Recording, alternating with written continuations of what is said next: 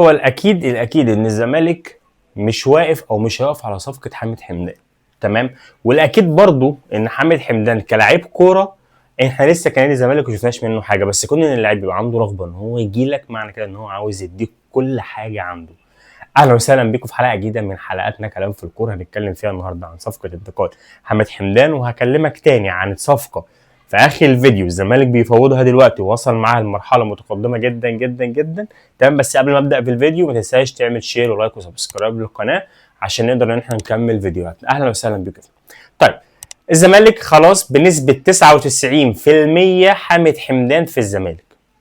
وده ايه اللي حصل النهارده؟ حصل اجتماع او من شويه حصل اجتماع بين جون ادوارد وبين رئيس مجلس اداره نادي بتروجيت، والناس تفهموا وجهات النظر وخلاص، والناس موافقه على كل حاجه وكل الطلبات اللي الزمالك وبتروجيت عايزين يعملوها الناس كلها موافقه عليها، مفيش اي مشكله. اللي كانت المشكله اللي حاصله بسبب تدخل او بسبب نادي ما كان عاوز اللعيب، واللعيب قال لهم يا جماعه انا مش هلعب في مصر غير يا اما بتروجيت يا اما هلعب في الزمالك، خلاص شكرا انا نفسي العب في الزمالك، تمام. طيب، ده بالنسبه لانتقال حامد حمدان. النهارده الزمالك اعلن عن صفقات جديده كانت المهدي سليمان. وبرده يا جماعه يعني انا هو بالنسبه لي المهدي سليمان هو مش حارس قوي يعني عشان اعمل له الانترو واعمل له مقدمه قويه، هو حارس يعني جاي تاني.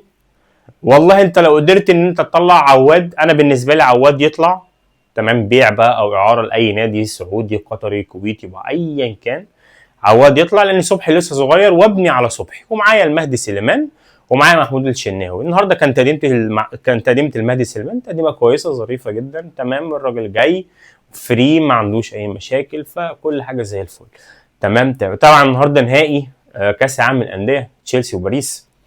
طبعا نزلت فيديو كده اتكلمت فيه ان انا عاوز بصراحه باريس يكسب عشان الحاله بتاعت باريس والتجربه بتاعتهم تكمل للاخر بصراحه يعني. فان شاء الله النهارده باريس تكسب. وانا من وجهه نظري النهارده انريكي هيمتعنا كوره، يعني عندي احساس النهارده انريكي عارف انت اللي هو ايه، استمتعوا يا جماعه، يعني ما فيش اي حد عليه اي ضغوط ولا اي حد عليه اي حاجه، انتوا نازلين الملعب تستمتعوا انجوي بس، مش هيبقى فيه قيود. يعني انا بحس ان انريكي كده في المحاضره بتاعت قبل الماتش بيقول لهم كده استمتعوا بس انجوي.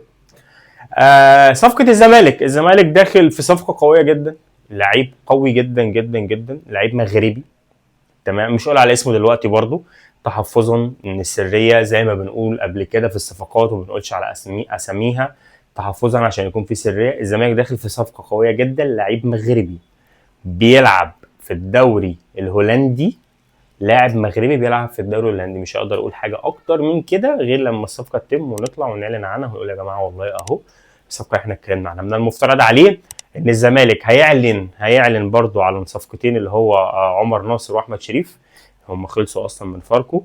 فضل احمد ربيع. انا عندي رساله محتاج ان انا اوجهها لمصطفى شلبي. عزيزي مصطفى شلبي، بعد التحيه، ثواني بس كده امسك المايك عشان صوتي يقول. عزيزي مصطفى شلبي، بعد التحيه وبعد كل حاجه حلوه، انا عندي سؤال لحضرتك. انت ليه مش عاوز تروح البنك الاهلي؟ ايه اللي منعك يا صديقي؟ يعني انت مثلا هل انت شايف نفسك ان انت كبير على نادي البنك الاهلي؟ طيب، ما هو انت برضو انت مش على قدنا، يعني انت مش على قدنا.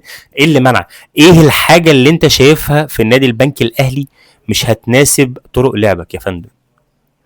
يا عزيزي يا مصطفى شلبي، واسمح لي اقول لك عزيزي طبعا او كابتن مصطفى شلبي، الزمالك مش لايق عليك، والله العظيم الزمالك ما لايق عليك. وجودك في الزمالك هو ضررا اكتر ما هو نفعا. انا مش انت كده كده سنه، لو هتقعد معايا السنه دي فانت السنه الجايه انت اصلا مش مخلد في النادي، يعني انت مش النادي ده مش مكتوب باسمك، فانت كده كده اوريدي النهارده بكره السنه الجايه ان شاء الله السنه اللي بعدها انت ماشي، انا مش هجدد لك، لكن انا عايز استفيد منك. ما انت استفدت مني وخدت مني فلوس والدنيا تمام، انت ما بتعمليش مشاكل، يعني انت مش من اللعيبه اللي بتعمل مشاكل، بس يا اسطى انت ايه اللي منعك تروح البنك الاهلي؟ يعني انت ايه المشكله ان انت يا عزيزي يا كابتن مصطفى يا شلبي يا محترم، ايه اللي منعك ان حضرتك تروح البنك الاهلي او تروح لاي نادي من اللي جولك؟ يعني هل مثلا حضرتك فجاه كده تصحى من النوم الصبح هتلاقي نفسك ميسي، هتلاقي نفسك روبينيو رونالدينيو، هتلاقي نفسك رونالدو الظاهره؟ لا، انت كده فهو هتفضل كده. انت كده يا اسطى وهتفضل كده تمام. فاتمنى ان انت السنه الجايه ما نشوفكش في النادي بس، وشكرا، وربنا يوفقك يا رب في اي نادي تاني، يا رب يوفقك، وهنتابعك وهنسقف لك وهنشجعك ان شاء الله باذن الله. شكرا جدا ليكم، ودي كانت حلقتنا النهارده. متنساش تعمل شير ولايك وسبسكرايب. تمام، ان شاء الله مكملين في حلقاتنا ومكملين رغم انف كل ما هو.